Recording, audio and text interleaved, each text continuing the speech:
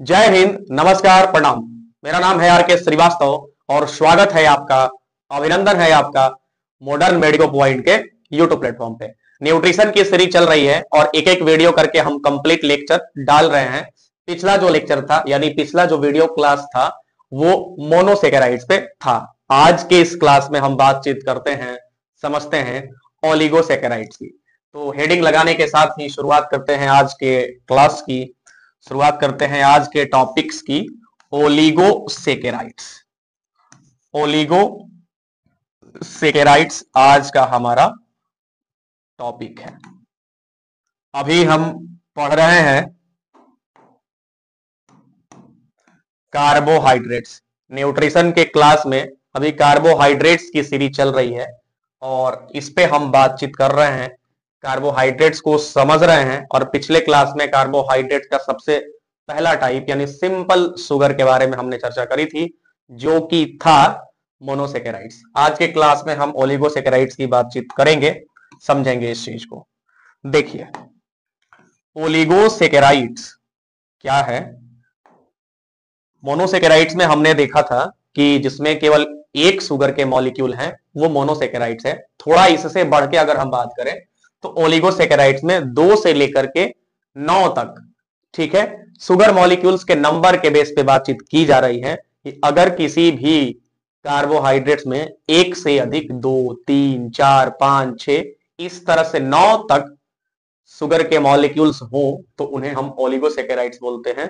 अब 9 तक ही क्यों? क्योंकि 9 के बाद वाले को हम पॉलीसेकेराइड्स कहते हैं। कैटेगराइजेशन है, ये समझना होता है। तो सबसे पहली बात हम क्या लिखेंगे? सबसे पहली बात हमें यह लिखना होगा कि इट कंटेन्स शुगर मॉलिक्यूल्स। कितना से कितना तक? तो 2 से लेकर के 9 तक। It contains sugar molecules, contains sugar के मॉलिक्यूल्स। शुगर मॉलिक्यूल्स भाई मेरे कहां से कहां तक? शुगर मॉलिक्यूल्स 2 से लेकर के 9 तक। 10 नहीं बोलेंगे क्योंकि 10 पे तो ये पॉलीसेकेराइड हो जानी है। इसे 2 से लेकर 9 तक, ठीक है। और अब बातचीत शुरू करते हैं, शुरू कर ही दिए हैं। दूसरी बात आपको यह जानना है कि सबसे ज्यादा मिलने वाला, ताकि मोस्ट एबंडेंट जो ओलिगोसेकेराइड्स है उसका नाम है डाइसेकेराइड। आगे हम बताते हैं। मोस्ट एबंडेंट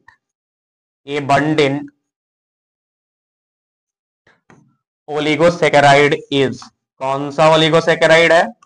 ओलिगोसेकेराइड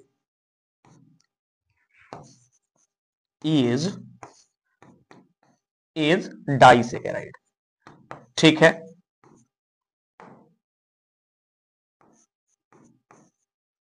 अब और हम थोड़ा आगे बढ़ते हैं। 2 चीजें हमने इसमें जानी कि 2 से लेकर के 10 तक अगर शुगर मॉलिक्यूल हैं तो उन्हें हम ओलिगोसेकेराइड के कैटेगरी में रखेंगे, और सबसे ज्यादा मिलने वाला जो ओलिगोसेकेराइड है वो डाइसेकेराइड है। थोड़ा इसके एग्जाम्पल को हम जान लेते हैं। इससे आप स्लाइड को पहले देख लीजिए, समझ लीजिए, फिर हम आगे बढ़ते हैं। आगे तो बढ़ना ही है हमको, ठीक है। अब अगर ओलिगोसेकेराइड्स के एग्जाम्पल को हम समझेंगे कि और क्या क्या एग्जाम्पल ओलिगोसेकेराइड्स के हो सकते हैं, तो ओलिगोसेकेराइड्स के एग्जाम्पल में समझिए, थोड़ा सा दम धरिएगा इसको, लेट मी इरेज दैट। हाँ, अगर मेरे भाई 2 शुगर मॉलिक्यूल्स हैं, अगर 2 शुगर मॉलिक्यूल्स हैं तो डाइसेकेराइड, 3 शुगर मॉलिक्यूल्स हैं तो ट्राइसेकेराइड, 4 पे टेट्रासेकेराइड, 5 पे पेंटासेकेराइड, और इस तरह से ये चलता है। एक एक को समझते हैं। अगर 2 शुगर मॉलिक्यूल्स हैं, अच्छा, एक शुगर मॉलिक्यूल पे तो ये मोनोसेकेराइड्स ही रहता है ना, थोड़ा सा राइटिंग को साफ लिखना होगा। 2 शुगर मॉलिक्यूल्स हैं तो इन्हें हम क्या बोलते हैं? इन्हें हम डाइसेकेराइड कहते हैं। क्या कहते हैं? डाइसेकेराइड्स, ठीक बात है। अब डाइसेकेराइड्स के एग्जाम्पल क्या ही हो सकते हैं? तो इसके उदाहरण हो सकते हैं, इसके एग्जाम्पल हो सकते हैं माल्टोज, माल्टोज हो सकता है भाई, दूसरा सुक्रोज हो सकता है, और भी हो सकते हैं जिसमें लैक्टोज हो सकता है। ठीक बात है। अब माल्टोज किस किस चीज से मिलकर बना होगा, थोड़ा इसकी भी बात कर लेते हैं। जब वो माल्टोज डाइसेकेराइड में, ओलिगोसेकेराइड में, और ओलिगोसेकेराइड में भी डाइसेकेराइड में आएगा, तो माल्टोज बनता है ग्लूकोज और ग्लूकोज के मिलने से। किस किस के मिलने से? ग्लूकोज प्लस ग्लूकोज के मिलने से माल्टोज बनता है। और सुक्रोज की बात करें तो सुक्रोज ग्लूकोज, शॉर्टकट में लिख रहे हैं ग्लूकोज, और प्लस में फ्रक्टोज के मिलने से बनता है। किसके मिलने से? फ्रक्टोज के। तो ये सभी चीजों को आपको याद रखना है, ठीक है ना। कैसे सवाल बनता है वो भी बताएंगे। तीसरा जो आप देख रहे हैं लैक्टोज को, लैक्टोज भी डाइसेकेराइड है, और लैक्टोज बनता है ग्लूकोज प्लस गैलेक्टोज के मिलने से। ग्लूकोज प्लस गैलेक्टोज के मिलने से, ये भी मोनोसेकेराइड, वो भी मोनोसेकेराइड, और दोनों के मिलने से क्या बनता है? तो बनता है लैक्टोज। ठीक बात है। अब थोड़ा हम आगे बढ़ते हैं, थोड़ा सा आगे बढ़ते हैं, थोड़ा सा अब आगे बढ़ते हैं और ट्राइसेकेराइड को समझते हैं। ठीक है, अभी हम ओलिगोसेकेराइड में एग्जाम्पल्स ही तो आपको बता रहे हैं, जैसे डाइसेकेराइड्स भी ओलिगोसेकेराइड्स के एग्जाम्पल हैं, ट्राइसेकेराइड, टेट्रा, पेंटा, सब। तो वन बाय वन करके मैं चाह रहा हूं कि आपको बता दूं। ठीक है, तो अब देखिए, जैसे ट्राइसेकेराइड है, ट्राइसेकेराइड्स, तो ट्राइसेकेराइड्स जो है भाई, ये 3 मोनोसेकेराइड्स के मिलने से बनता है, जिसमें एक ग्लूकोज होता है, एक गैलेक्टोज होता है, और एक फ्रक्टोज होता है। इसके एग्जाम्पल में, इसका एग्जाम्पल हो सकता है raffinose. What is it's example? तो एग्जाम्पल में रैफिनोज हो सकता है। ट्राइसेकेराइड का एग्जाम्पल रैफिनोज हो सकता है। रैफिनोज को हम अलग से भी पढ़ेंगे, अलग एक टॉपिक ही बनाएंगे रैफिनोज का, लेकिन अभी तो बस एग्जाम्पल ही जान रहे हैं ना। रैफिनोज हो सकता है, और ये एक गैलेक्टोज, गैलेक्टोज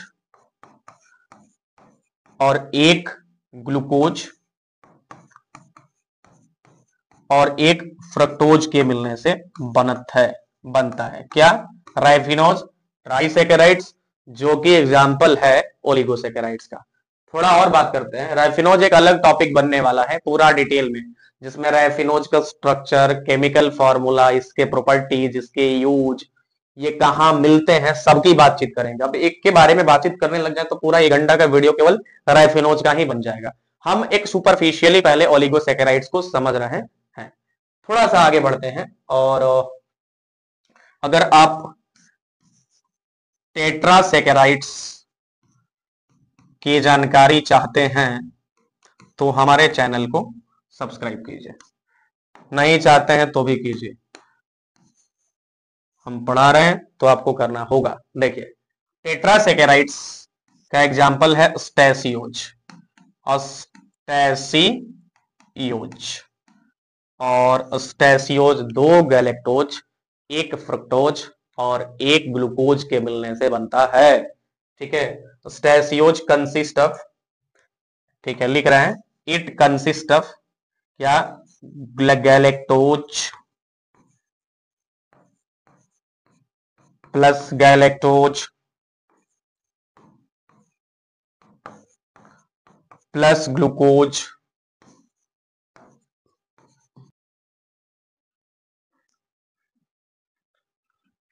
तो ये टेट्रासेकेराइड है, स्टेसियोज के नाम से जाना जाता है, और 2 गैलेक्टोज, एक ग्लूकोज और एक फ्रक्टोज को ये रखता है। थोड़ा और जान लीजिए, जैसे पेंटासेकेराइड अगर हम कहें, अब ये मतलब मुझे लगता है कि ये लास्ट बताना चाहिए सेकेराइड वगैरह के बारे में। पेंटासेकेराइड, इसको ऑल्सो नोन एज वर्बेस्कोज, इसको वर्बेस्कोज के नाम से जाना जाता है। एक एग्जाम्पल कह लो भाई, ये वर्बेस्कोज इसका एक एग्जाम्पल है। ठीक है, एग्जाम्पल इसका क्या हो सकता है? वर्बेस्कोज। वर्बिस्कोज। अब इस वर्बिस्कोज में क्या होता है, 3 गैलेक्टोज होते हैं, एक ग्लूकोज होता है और एक फ्रक्टोज होता है। तो शॉर्टकट में लिख रहे हैं इसमें जी ओ गैलेक्टोज, गैलेक्टोज जीएल मतलब गैलेक्टोज हमने लिखा है, प्लस गैलेक्टोज और प्लस गैलेक्टोज। ठीक है, 3 गैलेक्टोज प्लस एक ग्लूकोज और प्लस एक फ्रुक्टोज के मिलने से बनता है। अब जब आपको हम पेंटासेकेराइड में वर्बिस्कोज पर्टिकुलर टॉपिक बताएंगे, तब आपको हम इसका क्या बताएंगे, स्ट्रक्चरल फॉर्मूला भी बताएंगे कि किस तरह के बॉन्ड में ये जुड़ा रहता है। तो ये सारे के सारे एग्जाम्पल हुए किसके, सबके सब एग्जाम्पल हुए ओलिगोसेकेराइड्स के।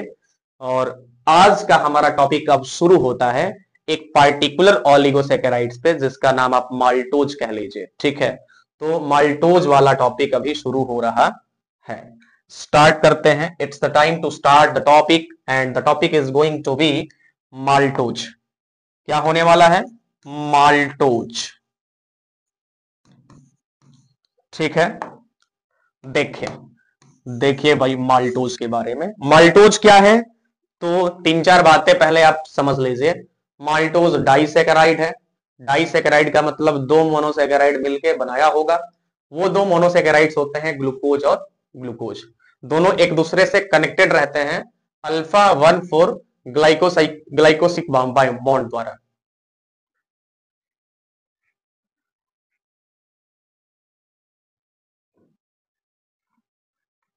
वो दोनों एक दूसरे से, दोनों का मतलब दोनों ग्लूकोज एक दूसरे से लिंकअप होते हैं, कनेक्टेड होते हैं अल्फा 1,4 ग्लाइकोसिडिक लिंक द्वारा, बॉन्ड द्वारा। आगे बता रहे हैं, सब कुछ समझ में आएगा।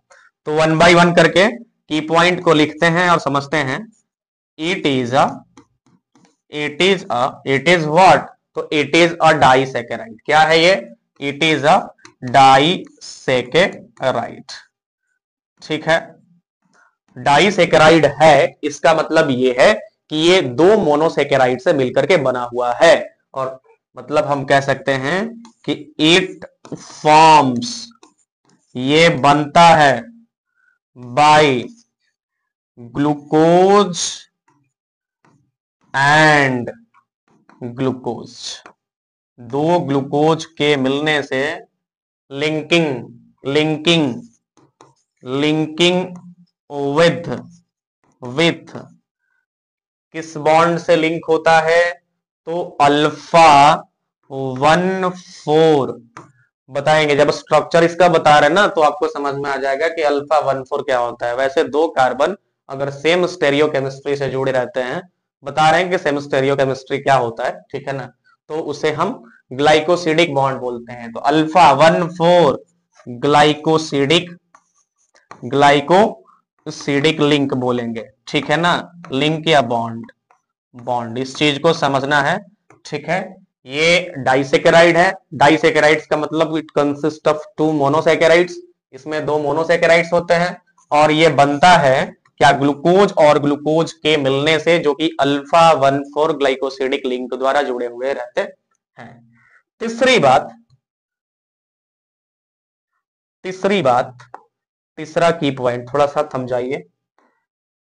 तीसरा की पॉइंट ये है कि माल्टोज जब मिलता है, इट फॉर्म्स स्टार्च। जब देखिए, जब माल्टोज टूटता है तो ग्लूकोज और ग्लूकोज बनता है, या वाइस वर्सा आप बोलिए, ग्लूकोज और ग्लूकोज मिलकर के माल्टोज बनाता है।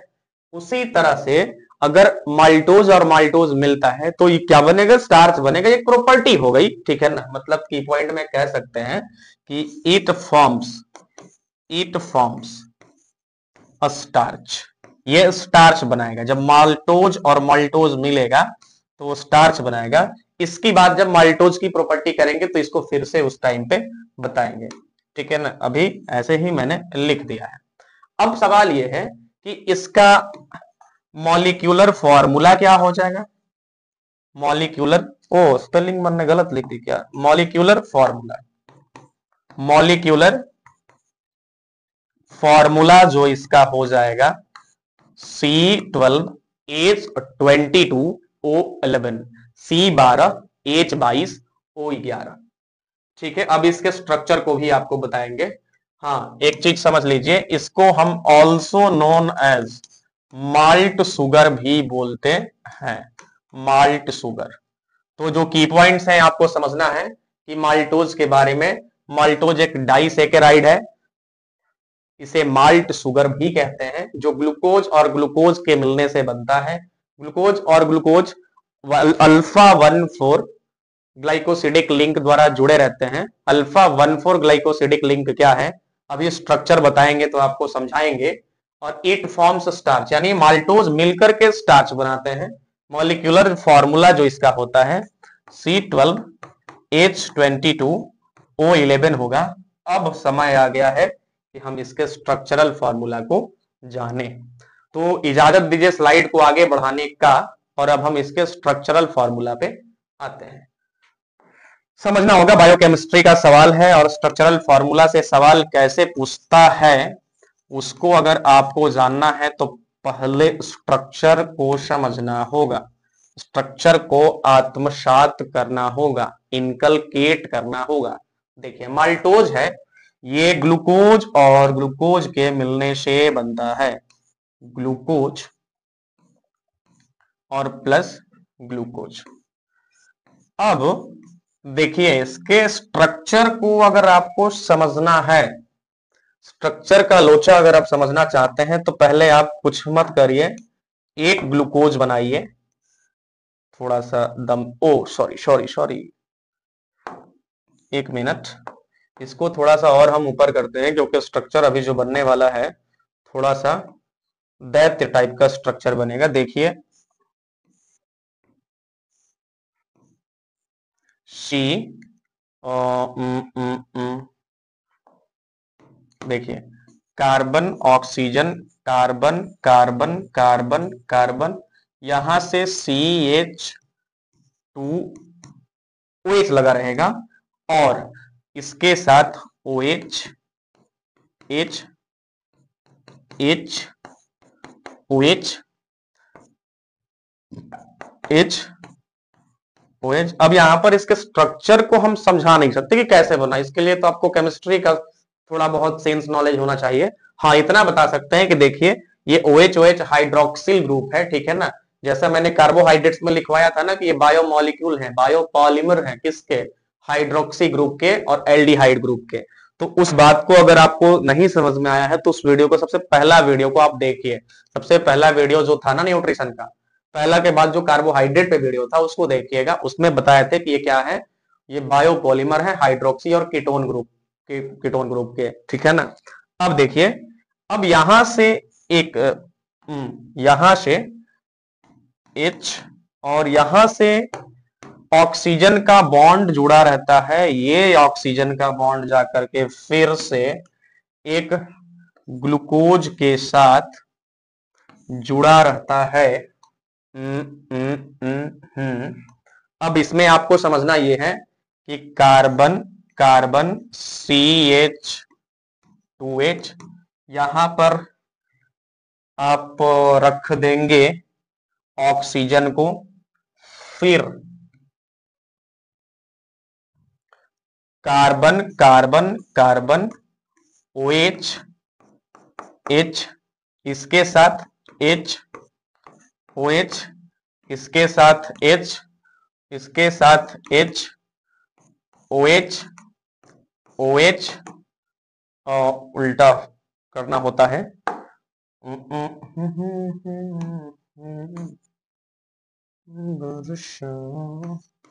OH और H।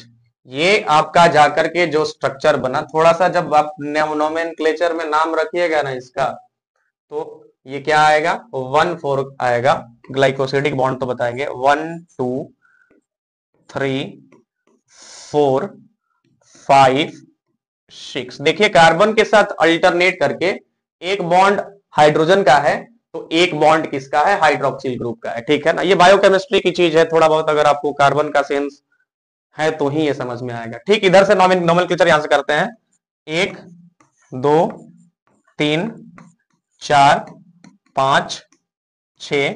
देखिए ये 1 हुआ और ये 4 हुआ, तो ये जो लिंक बनता है अब दोनों का जो देखिए ये स्टेरियोकेमिस्ट्री जो दोनों का है, स्टेरियोकेमिस्ट्री दोनों का सेम है कार्बन का, इसलिए जो 1,4 बॉन्ड बना वो ग्लाइकोसिडिक बॉन्ड बना। कौन सा? Glycosidic bond. अब ग्लाइकोसिडिक लिंक या ग्लाइकोसिडिक बॉन्ड क्या है, इसके बारे में कितना याद रखिए, क्वेश्चन को जब हम हीट करेंगे तो ये चीजें आएंगी कि बताओ भाई माल्टोज में कौन सा लिंक, ग्लूकोज और ग्लूकोज के बीच में कौन सा लिंक बना रहता है, यानी सीधे सवाल पूछेगा in the structure of maltose carbon and carbon sorry glucose and glucose are connected by a link alpha 1 four glycosidic link, या और भी 3-4 ऑप्शन रह सकते हैं, सही ऑप्शन यही है। ठीक है ना? तो ये किसका रहा? माल्टोज का स्ट्रक्चर रहा पूरा का पूरा, जिसमें एक ग्लूकोज दूसरे ग्लूकोज से ग्लाइकोसिडिक बॉन्ड के साथ लिंक के साथ जुड़ा हुआ रहता है। अब हम थोड़ा आगे बढ़ते हैं और माल्टोज के सोर्स को जानते हैं। ठीक है?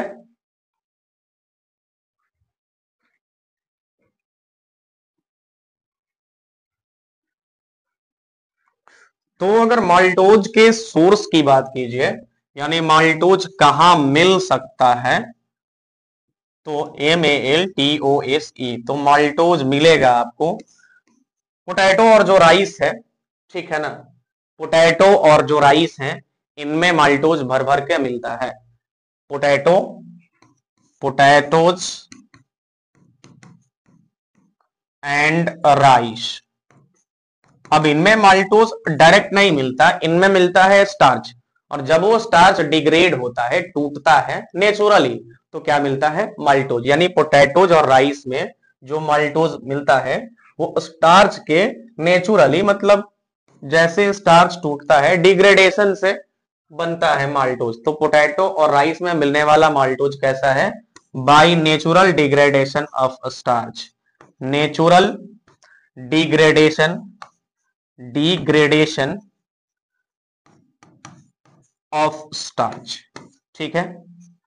स्टार्च, पहले भी मैंने बताया था ना कि स्टार्च जब टूटता है तो माल्टोज बनता है।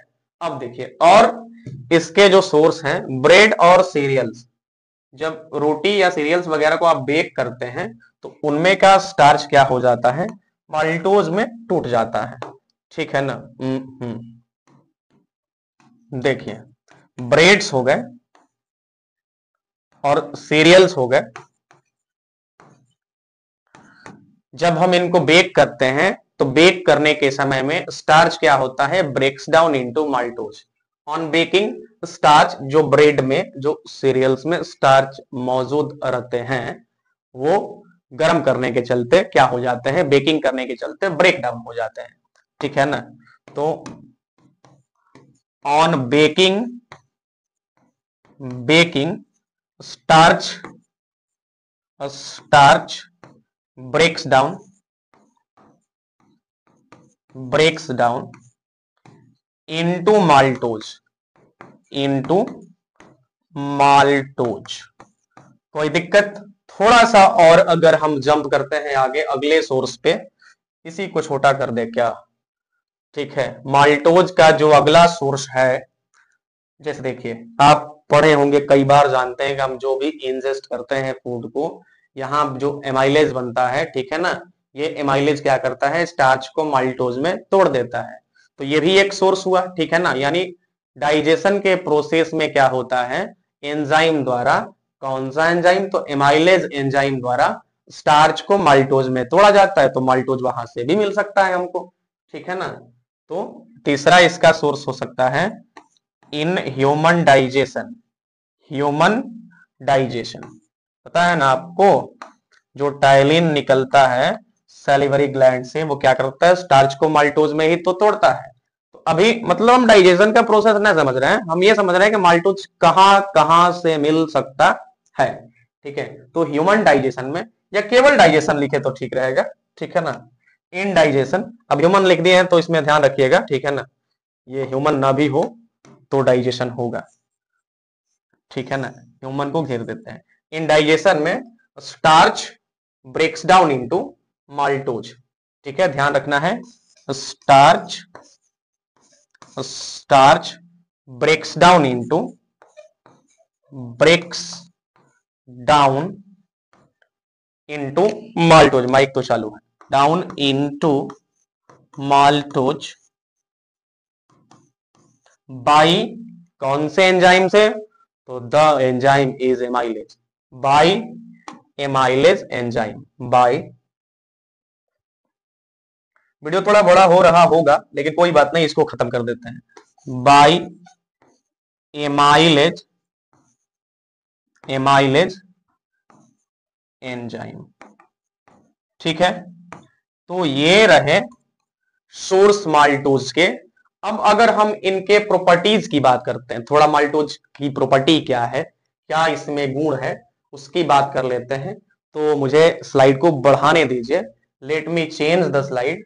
और माल्टोज के अगर हम प्रॉपर्टी की बात करेंगे, माल्टोज बातचीत कर रहे हैं इसके प्रॉपर्टीज की, तो प्रॉपर्टीज में ध्यान रखना है कि ये स्वीट होता है लेकिन बहुत ज्यादा स्वीट नहीं होता, स्वीटनर है, हल्का सा स्वीट होता है, मतलब सुक्रोज जितना स्वीट नहीं होता, ठीक है ना, स्वीट होता है, स्वीट होता है, ठीक है, स्वीटनर है, स्वीटनर के रूप में इनका इस्तेमाल किया भी जाता है, बट मतलब बहुत ज्यादा स्वीट नहीं होता, और easily soluble in, easily soluble in, soluble in water, ये वाटर में इजीली सॉल्यूबल है। पूरा वीडियो को देखिए आप, क्वेश्चन कैसे हीट किए जाएंगे, क्वेश्चंस कैसे पहले पूछे जाते हैं and how to heat them बताएंगे आपको। ये इजीली सॉल्यूबल है, ये माल्टोज का प्रॉपर्टी है। थोड़ा सा इसके हम फंक्शन को जान लेते हैं, फंक्शन में एक आध बातें आपको बता रहे हैं, ध्यान से सुनिएगा, फंक्शन, और फंक्शन के बाद इसके यूज को जान लेंगे। देखिए फंक्शन में एक चीज समझना है कि माल्टोज बना किससे रहता है, माल्टोज बना रहता है ग्लूकोज और प्लस ग्लूकोज से, यानी अगर माल्टोज ब्रेक होता है तो ग्लूकोज बनेगा और उस ग्लूकोज से तुरंत एनर्जी मिलती है। तो for instant energy maltose is used in the intestine, हमारी आंतों में क्या होता है, it breaks down into glucose and absorb into the blood stream.